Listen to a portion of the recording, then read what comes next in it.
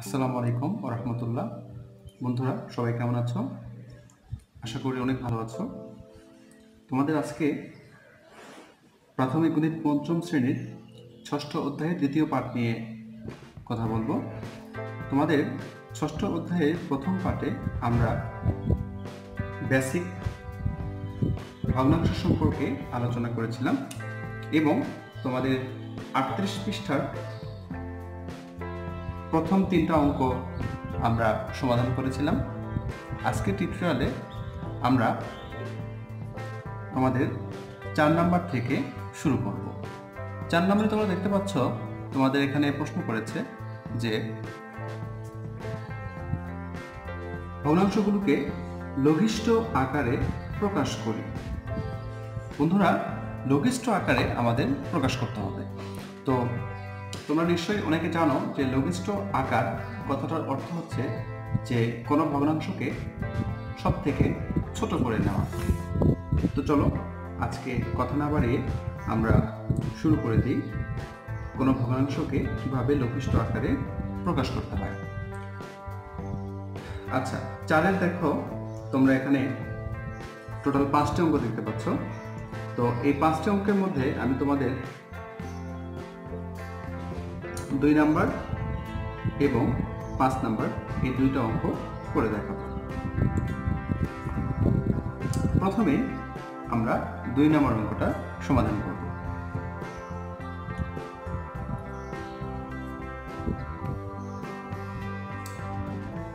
চারের 2 আছে 3/21। ওকে, তাহলে আমরা এটাকে অনেকভাবে লঘিষ্ঠ আকারে প্রকাশ করতে পারি। তবে আমার কাছে যেটা সব থেকে সহজ মনে হয় যে তোমরা সরাসরি এটাকে এভাবে উঠানোর পরে আমরা কাটাকাটি করবো। দেখো 3-কে 3, 3 দিয়ে 21কে কাটলে হবে 7, অর্থাৎ 3 7 21। তাহলে এটা আমরা ফাইনালি পেয়ে গেলাম একের নিচে 7, অর্থাৎ 7 ভাগের 1 ভাগ। তাহলে বন্ধুরা দেখো 3/21 এই ভগ্নাংশের যে মান 1/7 এই ভগ্নাংশের মানটাও কিন্তু সেটাই আসবে। নিশ্চয়ই বুঝতে পেরেছ। আমি যদি তোমাদের আরেকটু ক্লিয়ারলি দেখাতে চাই, তোমরা দেখো, তোমরা একটু খেয়াল করো। দেখো 3/21 এটার মান আসে 0.1428, তাই না? আবার দেখো যদি আমরা এই ভগ্নাংশটাকে ভাগ করে দেখি 1/7, দেখো ওইটারও কিন্তু একই মান চলে আসছে 0.1428। ঠিক আছে? অর্থাৎ যদি আমরা কোনো ভগ্নাংশকে লঘিষ্ঠ রূপে প্রকাশ করি তাহলে কিন্তু মানের কোনো পরিবর্তন হয় না, শুধু এটা গঠনের পরিবর্তনটা আসে। ওকে, এরপরে আমরা 5 নাম্বারটা সমাধান করব। 5 নম্বরে আছে 24/40। তাহলে এটাকে আমরা প্রথমত কাটাকাটি করব। আচ্ছা, যদি দেখো আমরা 4 দিয়ে কাটাকাটি করি তাহলে 24-এর মধ্যে 4 কতবার যাচ্ছে? 6 বার। 4 6 24, তাই না? আর 40-এর মধ্যে 4 যাচ্ছে 10 বার। আচ্ছা, এবার আমরা 2 দিয়ে কাটাকাটি করলে এখানে হচ্ছে 3 দুগুণ 6, এখানে হচ্ছে 5 দুগুণ 10। দেখো এটাকে কিন্তু আর কেটে ছোট করা সম্ভব নয়, কারণ একই সংখ্যা দ্বারা 3 এবং 5কে আমরা ভাগ করতে পারবো না। সো 24/40 এর লঘিষ্ঠ রূপ হচ্ছে 3/5 এবং 24/40 এর ক্যালকুলেশন করলে যে মানটা আসবে 3/5-এরও কিন্তু সেম মানটা আসবে। তো এইভাবে তোমরা খুব সহজেই কোনো একটা ভগ্নাংশকে লঘিষ্ঠ রূপে প্রকাশ করতে পারবে। ওকে, এরপরে আমরা 5 নম্বর অঙ্কের সমাধান করব। বন্ধুরা এখানে দেখো, এখানে চেয়েছে যে সমহর বিশিষ্ট ভগ্নাংশে প্রকাশ করি। অর্থাৎ এখানে যদি আমরা এই অঙ্কটা করতে চাই, তোমরা একটু লক্ষ্য করো। দেখো এখানে আমাদের আছে 3-এর 2, 2-এর 1, তাহলে এই ভগ্নাংশটাকে যদি আমরা সমহর করতে চাই সেই ক্ষেত্রে আমরা কিভাবে করতে পারি সেটা এখন তোমাদের দেখাবো। তো চলো শুরু করা যাক।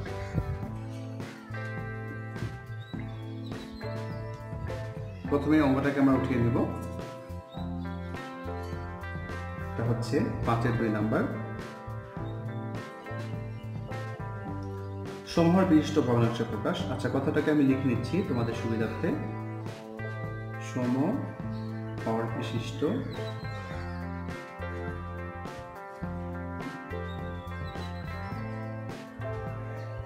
ভগ্নাংশে প্রকাশ। ওকে, তাহলে দেখো আমরা 2 নম্বর অঙ্কটা ছিল আমাদের 2/3 এবং 1/2।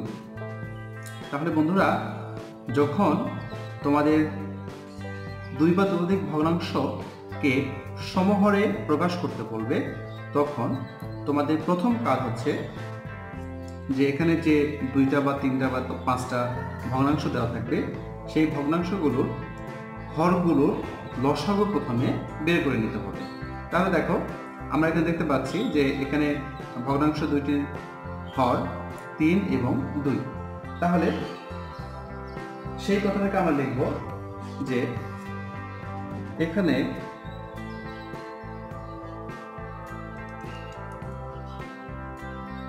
ভগ্নাংশ দুইটির হর 3 ও 2। এরপরে আমরা 3 ও 2 এর লসাগু বের করে নেব। আচ্ছা, এখন আমরা লিখব যে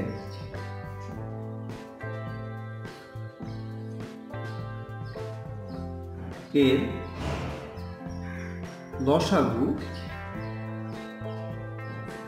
লসাগু সমান, দেখো 3 আর 2 এর লসাগু হচ্ছে 6।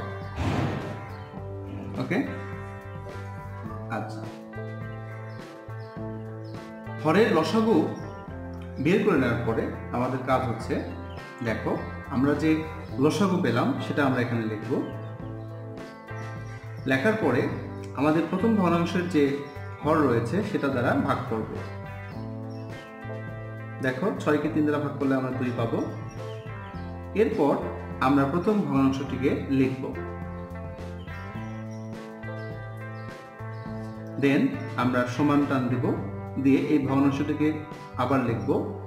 লেখার পরে এরকম 2টা গুণ চিহ্ন দেব। দেওয়ার পরে আমরা এখানে দেখো আমরা লসাগুকে প্রথম ভগ্নাংশের হর দিয়ে ভাগ করে যেটা পেয়েছি অর্থাৎ 2, এই 2 দ্বারা এই পুরো ভগ্নাংশটির লব ও হরকে গুণ করে দেব। দেখো এরপরে জাস্ট আমরা গুণ করে যে ফলটা আসবে সেটা লিখব। 2 দুগুণ 4, 3 দুগুণ 6। ঠিক এইভাবে আমরা যতগুলো ভগ্নাংশ এখানে দেওয়া থাকবে আমরা এই কাজটাকে চালিয়ে যাব। তাহলে দেখো পরেরটা, তাহলে আমরা লসাগু যেটা ছিল 6 লিখলাম, ভাগ, দেখো এখানে দ্বিতীয় ভগ্নাংশের হরে আছে 2, সো 2 দিয়ে ভাগ করতে হবে। 6কে 2 দ্বারা ভাগ করলে আমরা 3 পাবো। এরপরে আমরা দ্বিতীয় ভগ্নাংশটিকে লিখব। লেখার পরে সমান দিয়ে আবার আমরা ভগ্নাংশটিকে লিখে এভাবে গুণ চিহ্ন দেব। দেওয়ার পরে আমরা এখানে ভাগ করে যেটা পেয়েছিলাম 3, সেই 3 দ্বারা গুণ করে দেব। জাস্ট আমাদের ফিনিশিং লাইনের কাজ এটা। এখন জাস্ট গুণফলটা এখানে লিখে দেব। তাহলে 3-কে 3, 3 দুগুণ 6। বন্ধুরা, ঠিক একই নিয়মে যদি তোমাদের এখানে আরো 2টা বা আরো একটা ভগ্নাংশ থাকতো তোমরা চালিয়ে যেতে একই নিয়মে, তাহলে কিন্তু যতগুলো ভগ্নাংশ থাক সবগুলো ভগ্নাংশকে তোমরা সমহর বিশিষ্ট ভগ্নাংশে প্রকাশ করতে পারবে। দেখো এখানে হরে 6 এসেছে, এখানেও হরে 6 এসেছে, অর্থাৎ ভগ্নাংশ দুইটিকে আমরা সমহর বিশিষ্ট ভগ্নাংশে পরিণত করতে পেরেছি। তাহলে আমরা এখন লিখতে পারি যে অতএব 2/3 এবং 1/2 এর সমহর বিশিষ্ট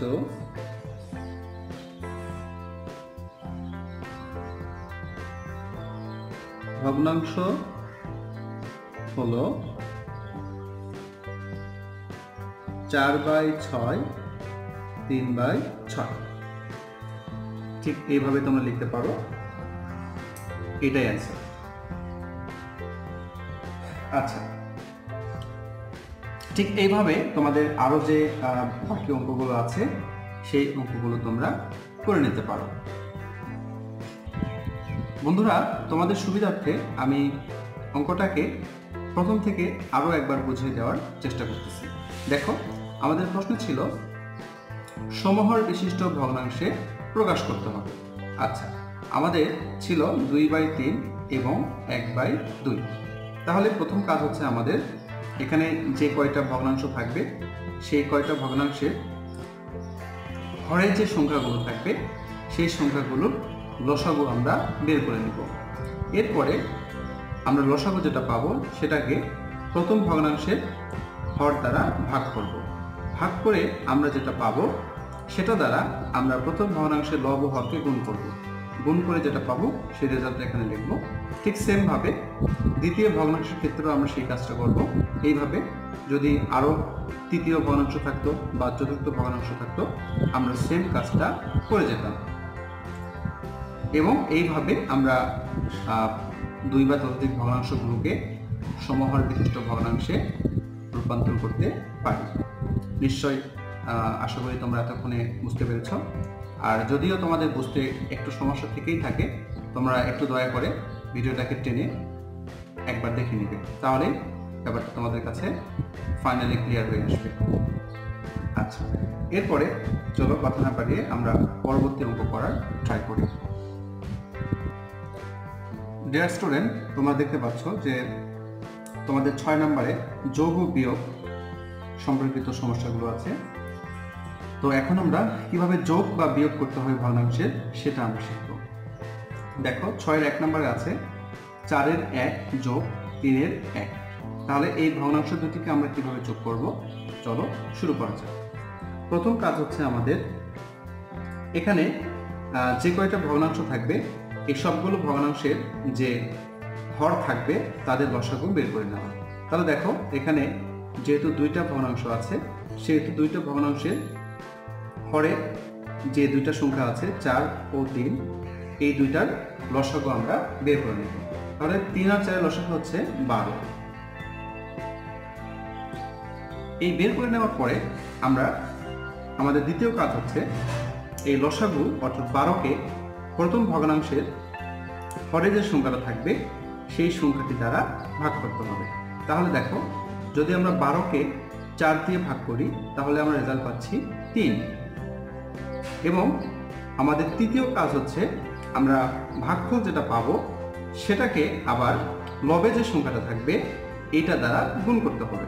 তাহলে 3কে যদি আমরা 1 দ্বারা গুণ করি তাহলে কিন্তু আমরা 3ই পাচ্ছি। সো এখানে তোমরা 3 লিখতে পারো।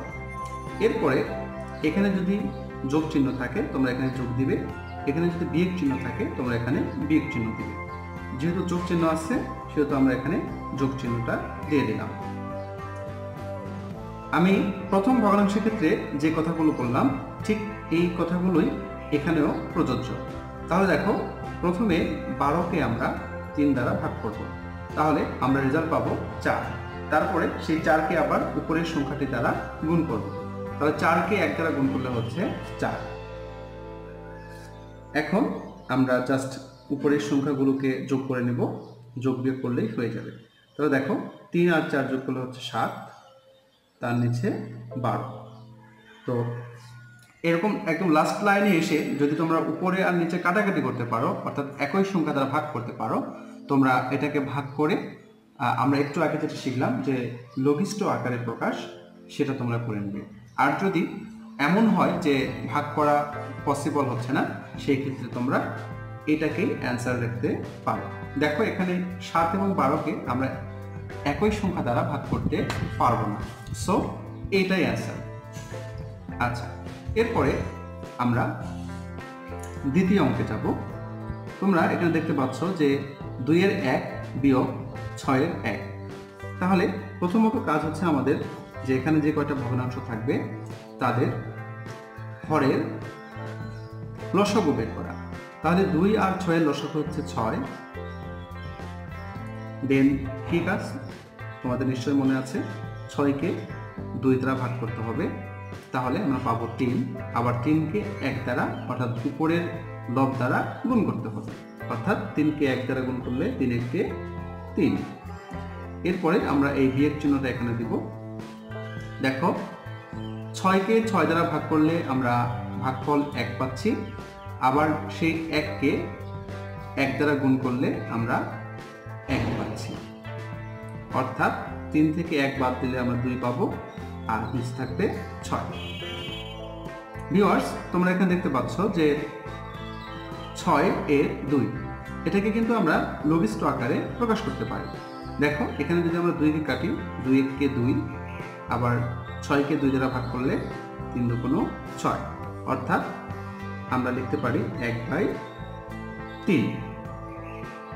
ঠিক আছে, তো এইটার ক্ষেত্রে তোমাদের অ্যান্সার হচ্ছে 3 এর 1। আজকে আমরা খুব গুরুত্বপূর্ণ কিছু বিষয় শিখলাম। এখান থেকে সমহর বিশিষ্ট ভগ্নাংশের প্রকাশ এবং যোগ বা বিয়োগ, এই জিনিসগুলো তোমাদের পরীক্ষায় বারবার চলে আসে।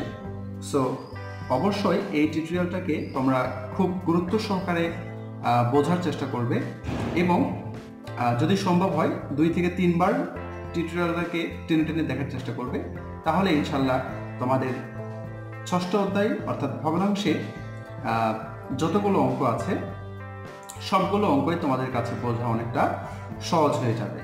তো এই টিউটোরিয়ালটা অনেক গুরুত্ব সহকারে দেখার তোমাদের আমন্ত্রণ জানিয়ে আমরা ষষ্ঠ অধ্যায়ের দ্বিতীয় পার্টটা এখানে শেষ করব এবং তৃতীয় পার্টে তোমাদের পরবর্তী পৃষ্ঠায় যে অঙ্কগুলো আছে সেগুলোর সমাধান নিয়ে ইনশাআল্লাহ তোমাদের মাঝে চলে আসবো। সেই পর্যন্ত সবাই ভালো থাকবে, সুস্থ থাকবে, আমার জন্য দোয়া করবে। এবং এবিসি চ্যানেল, এটা তোমাদের চ্যানেল, এটা তোমাদের গণিত শেখার মাধ্যম এবং আমি আশা করব তোমরা আমাদের এই চ্যানেলের সঙ্গে থেকে আমাকে উৎসাহ দান করবে এবং তোমাদের একটু হলেও যেন উপকার করতে পারি সেই অনুপ্রেরণা আমাকে দিবে। সবাই ভালো থাকো, আল্লাহ হাফেজ।